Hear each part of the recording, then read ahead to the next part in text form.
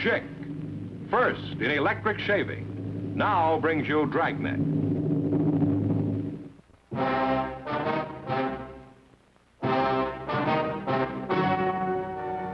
Ladies and gentlemen, the story you are about to see is true. The names have been changed to protect the innocent.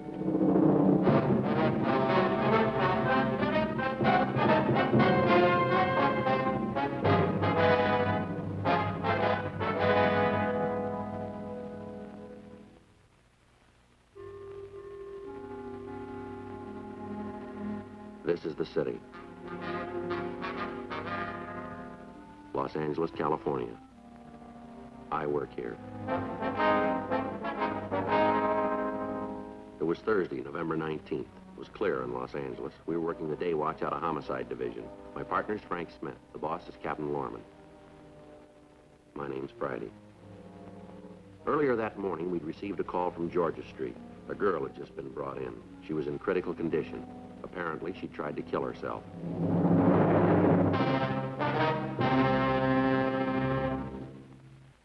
This is how smooth your face can feel when you shave with a Schick 25 electric shaver. No matter how tough your beard, no matter how tender your skin, the Schick 25 can give you a close, comfortable shave on all parts of your face. And when you're finished, your face feels almost as smooth as the face of a little boy.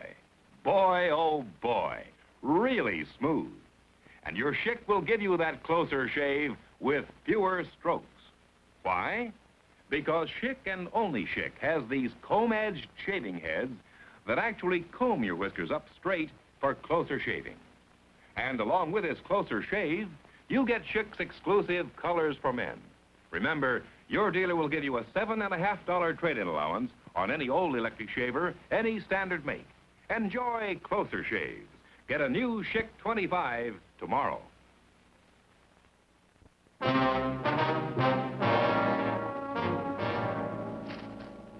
Well, how's she doing, Doc? Pretty hard to say yet. We just finished with the transfusion. Uh-huh. She's got a chance of pulling through, but there's no way of telling how much damage has been done to the brain tissue. I see. What about the bruise on her face? Might have happened when she fell. I never knew you gave transfusions in a case like this, Doc. We don't unless the patient's critical. What happens is the carbon monoxide in the gas joins with the hemoglobin in the red cells, won't let go. Then the blood takes the monoxide through the system and suffocates the brain tissue. We're also giving her choramine to speed up the heart action. It's a rough one, all right. You found out who she is yet? Well, according to the stuff in her wallet, her name's Mona Fenton. Oh. But according to the hotel where they found her, she was registered as Mrs. John Loris. Maybe she just got married. That's possible. Identification card in her wallet shows her mother is next of kin. Gives an address and a phone number. We called, but nobody answers. Well, if you reach anybody who knows her, ask them something for me. Sure, what's that? Find out if the girl's been under a doctor's care. Huh? I checked her over when she came in, found some marks. On her arms? Yes, I think she's an addict. At approximately 8:30 a.m. that morning, the desk clerk in a small hotel on Grand Street had detected the odor of gas in one of the halls of the building. Using a pass key, he had entered the room, which was presumably occupied by Mr. and Mrs. John Loris. He found a girl sprawled across the bed unconscious. The gas heater had been turned on full and the windows had been locked and stuffed with pieces of torn sheets. The clerk had immediately aired out the room and called an ambulance. The girl was removed to Georgia Street Hospital and was still in an unconscious state. Dr. Hall said he'd get in touch with us as soon as her condition improved. We left the hospital and drove out to the hotel.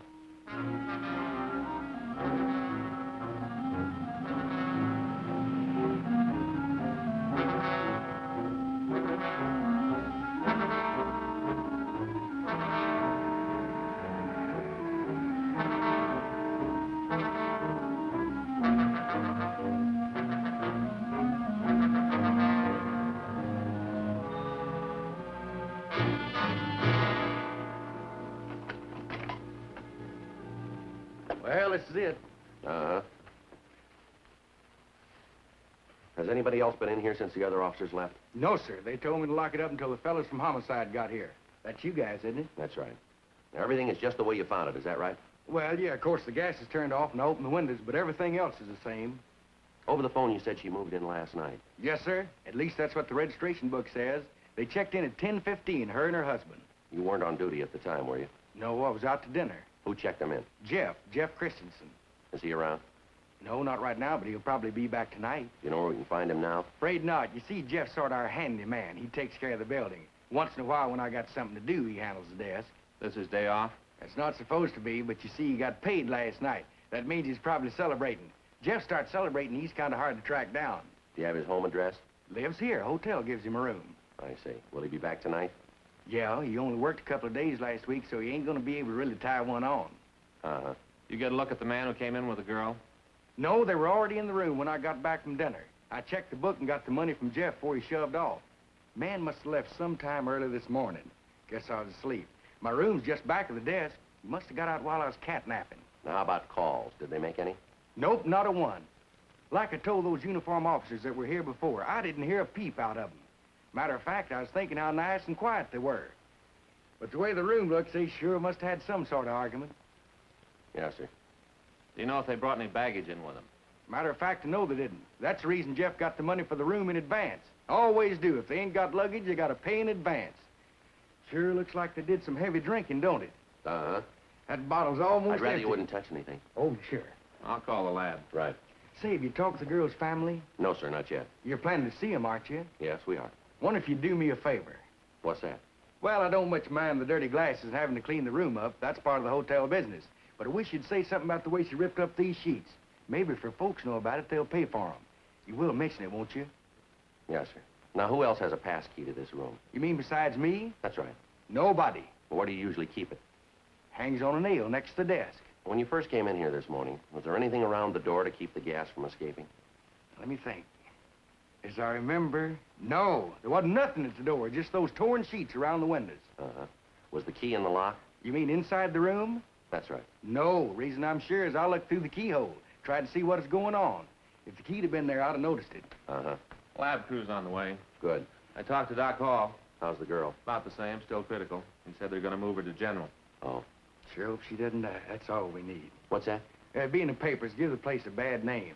Uh-huh. It's hard enough to run a hotel without having someone use it to knock themselves off. Now, you guys will be all over the place. Other tenants ain't gonna like it. Why'd it have to happen here? That's what I'd like to know. Well, there's something we'd like to know. Yeah? Why'd it have to happen anyplace?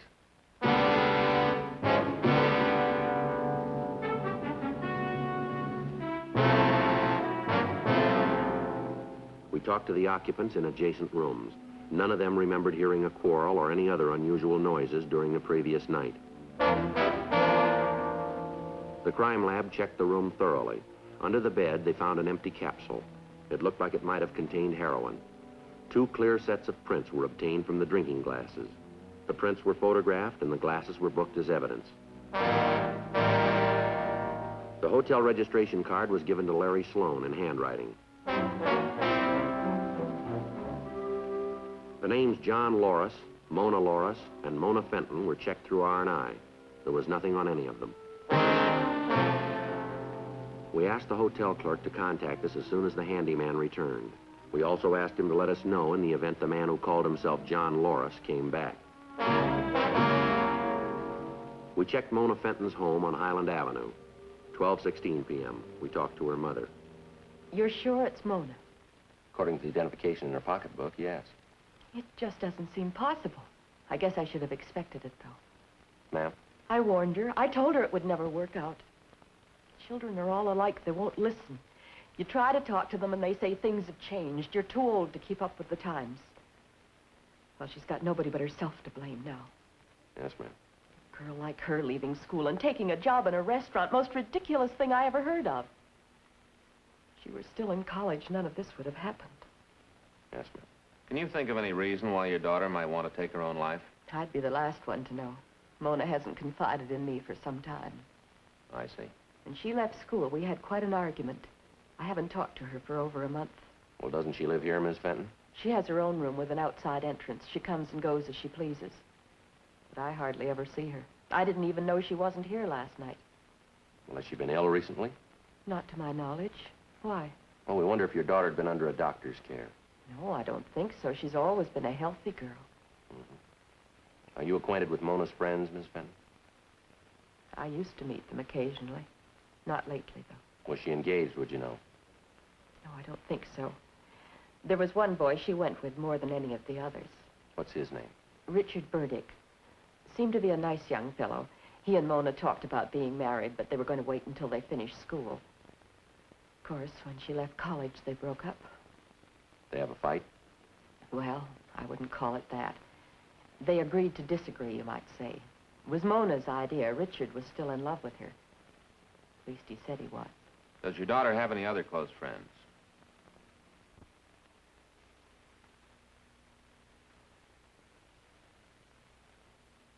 Miss Fenton. I suppose I might as well tell you, Mona isn't actually my daughter. Oh? You see, I was her father's second wife. Her own mother died when Mona was just a child. I tried to take her place, but I think Mona always resented me. I don't blame her for that. Yes, ma'am. And when her father died, I was all she had. She was all I had, too. Maybe I overdid it, trying to be both mother and father for a child that wasn't mine. She was a little girl. We used to be so much alike. Nobody would have guessed she wasn't my own. We even wore the same dresses. Then all of a sudden, she withdrew. I wasn't part of her life anymore. I don't suppose she's asked to see me, even now. Well, she's still unconscious. You're being kind, aren't you, Sergeant? No, ma'am, that's the truth. I won't go to her unless she wants me. I have some pride, too. Yes, ma'am. Now, this boy your daughter used to go with, what's his name, Richard Burdick? That's right. When'd they break up? Oh, 7 or 8 weeks ago. Was Mona despondent after that? A few times I saw her, she seemed to be in good spirits. Do you know what caused the breakup? Not really. She said her new job was more important than Richard. She kept breaking dates, standing him up. Did Mona have any other steady boyfriends? There was one young man. Matter of fact, he's quite a little bit older than she is. He's picked her up several times in the last month. Do you know his name? No, I never met him. I saw his car parked out in front several times. He'd drive up and honk the horn. He never came inside. What kind of a car does he drive, do you know? I don't think it's an American car. English, maybe. Some kind of a sports car. I see. Do you know the color? He's only been here in the evenings when it was dark. I couldn't say. Did she ever mention this man by name? No, she carefully avoided mentioning his name. How often have they been out together? 4 or 5 times that I know of. Of course, they may have had other dates. Would you recognize him? I'm afraid not. But you did say he was older than Mona. That's right. Well, how did you know that? The first time I saw her meet him, when she came home, I asked her what sort of a person he was. Yes, ma'am. She said there was one thing in his favor, that he wasn't an immature child like Richard Burdick, that he was an adult. I see. What about Mona's other friends? Well, there are the girls she works with. I don't know their names, except one of them. Who's that? Peggy Gregson. During one of our arguments, Mona threatened to move out of the house and take an apartment with Peggy.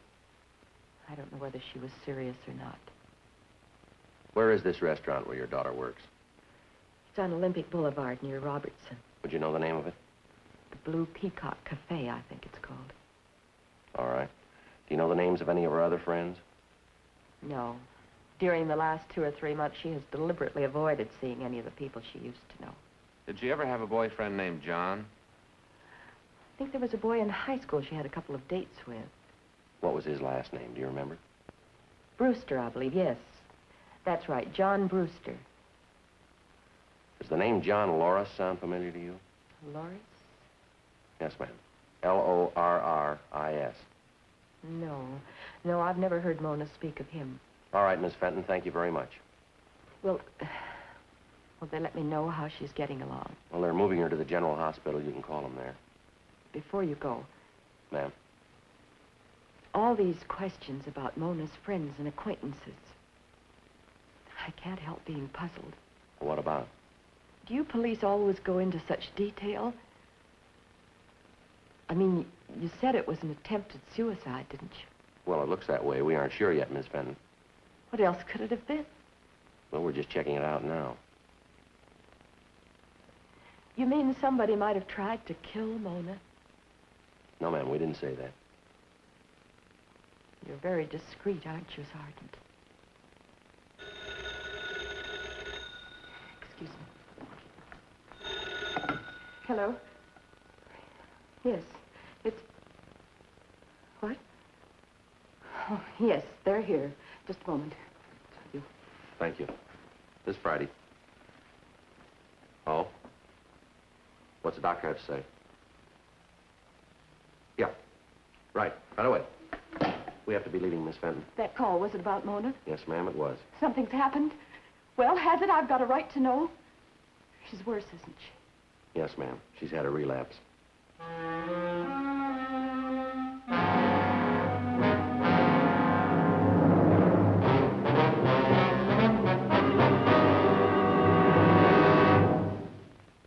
I think I like the pearl white best. But the aquamarine is so lovely. And the rose quartz and the jade green. How can a woman make up her mind? All the Lady Schick shavers are just breathtakingly beautiful. But that's only part of Lady Schick's wonderful personality. This is the electric shaver that really understands a woman's grooming problems. Lady Schick has a two-sided, gentle action head. One side for underarms, the other side for legs. See how easily it moves over the legs, leaving them smooth and sleek. As for underarms, Lady Schick is so gentle you can use a deodorant immediately after you shave. Lady Schick makes you wonder how you ever got along without it. They're only $14.95. And there are two other models which cost slightly more, one in gold color and one in silver color. And your dealer has them all right now.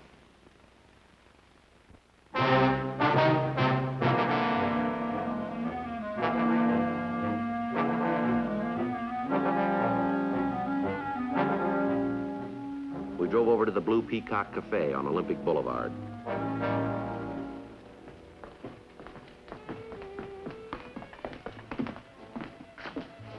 You wanted to see me? Are you Peggy Gregson? Yeah, why? We're police officers. We'd like to talk to you for a minute. What about? Just a couple of questions. Well, I gotta get the manager's okay. I'm on duty now. It's all right. We've already spoken to him. Oh? Well, hurry it up, will you? I don't want to miss out on my tips. I have 2 tables almost ready to leave. We understand. Like to sit down? Gee, I don't know. It's all right.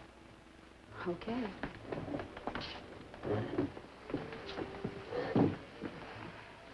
What's this all about? You know a girl named Mona Fenton? Sure, she works here. She a pretty good friend of yours? I guess so.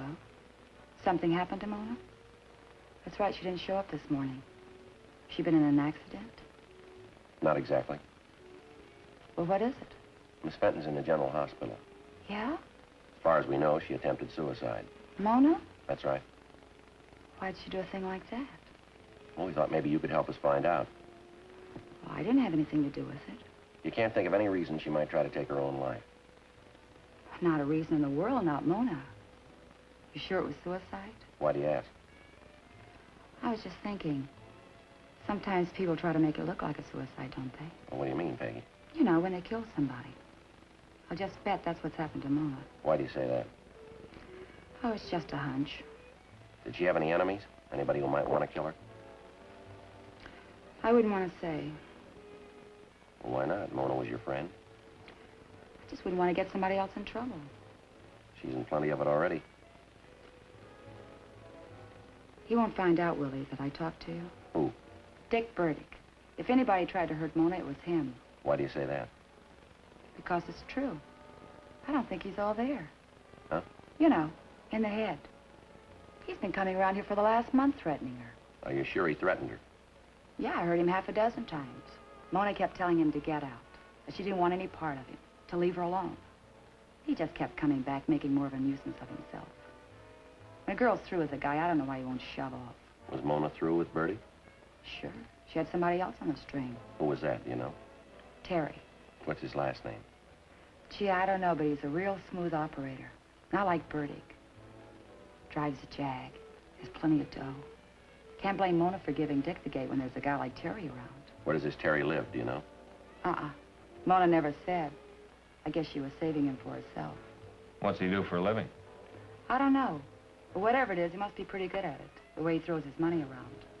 Did Mona ever mention a man named John Loris? The name doesn't sound familiar.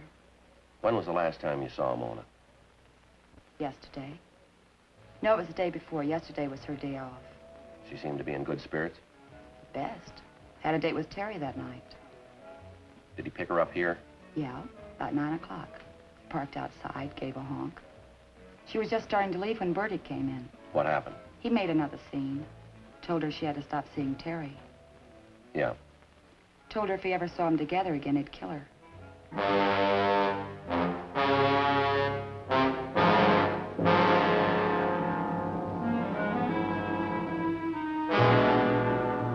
We talked to the other waitresses in the restaurant, and they confirmed what Peggy Gregson had told us. We telephoned Mrs. Fenton and got Richard Burdick's address. He lived in a rooming house on Los Feliz Boulevard. The landlady kept telling us what a good tenant he was. She thought he was in his room.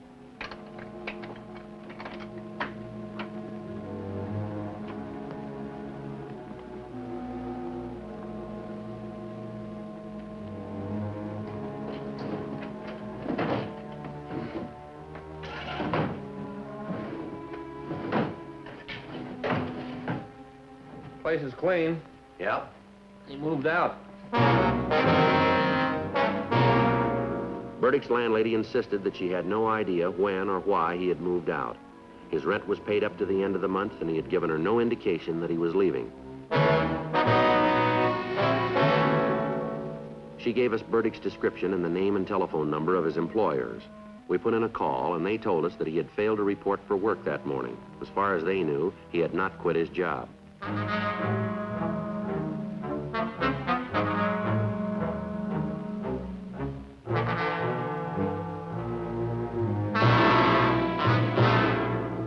We went back to the office and checked his name and description through R&I.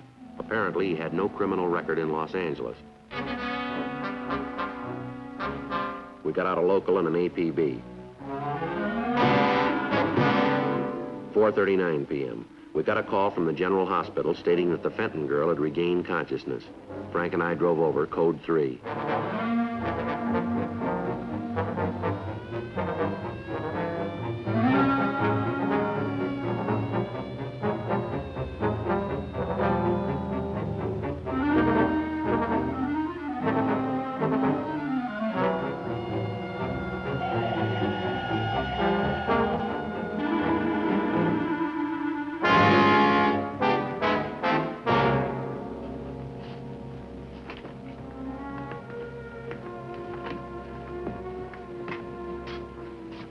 Miss Fenton? Who are you? We're police officers. We'd like to talk to you. Sick, can't you see that? I don't want to talk to anybody. The doctor said it'd be all right. He doesn't know how sick I am. Maybe he does. Wish they hadn't found me, that's all. I'd be better off, and so would everybody else. You tried to kill yourself, is that right? What'd you think I was doing? Who were you with last night? Nobody.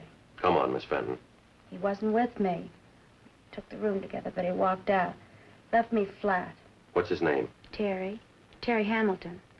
We were going to get married yesterday, that's what he promised. And it was too late to buy a license. That was his reason this time.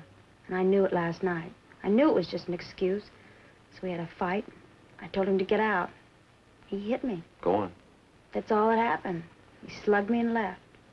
So I decided, well, you know what I decided. Is that the whole story, Miss Fenton? Sure. Guess I'm not the first girl who got jilted and tried to kill herself. You're leaving something out, aren't you? Like what? You're a user. I don't know what you mean. I think you do. When did you start taking it? When I met Terry. That was his idea, too. Guess that's really all he wanted, just to get me hooked. First, it wasn't so bad. I thought I loved him. Then when I had to have a fix, and that's the only thing I could think about, he told me I'd have to pay for it. It was just a business proposition as far as he was concerned. Uh-huh.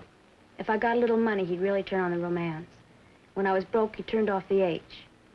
I lied to him yesterday. He said I had dough.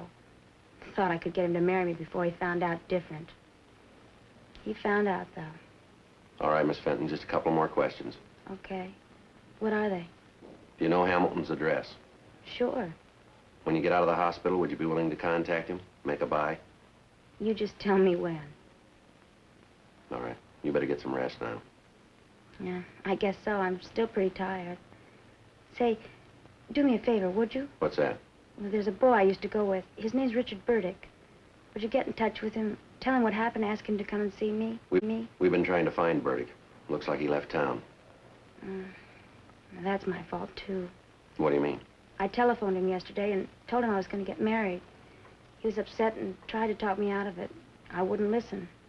He said I was the only reason he stayed in Los Angeles. Maybe we'll hear from him. I was wrong about everything, wasn't I? What I tried to do last night, Dick, my mom, everything. Kind of looks like you were. Funny, isn't it? I've always thought of her as my stepmother. Oh? It's the first time I've ever called her Mom.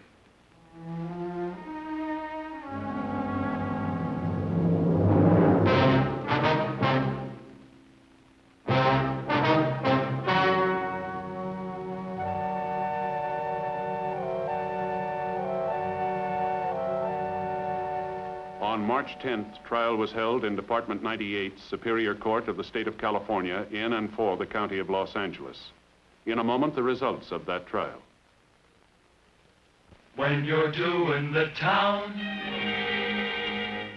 fate, pleasure, rate, pleasure, knowing anything you do, you want it for real. So why not smoke for real? Smoke Chesterfield. A real high-flying, satisfying Chesterfield. Because you get much more of what you're smoking for in the big, big pleasure of a Chesterfield. Yes, Chesterfield gives you a full measure of big, big pleasure. From honest, full-flavored tobaccos. Big, big pleasure. Because exclusive Accuray packs them more smoothly. To give you the smoothest cigarette you've ever smoked. So why not smoke for real? Smoke Chesterfield. Smoke for real with a Chesterfield.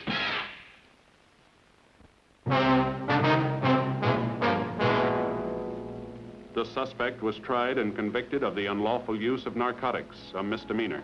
The unlawful use of narcotics is punishable by a term of not less than 90 days, nor more than 1 year in the county jail. The court may grant probation for a period not to exceed 5 years, provided the suspect be confined in the county jail for at least 90 days.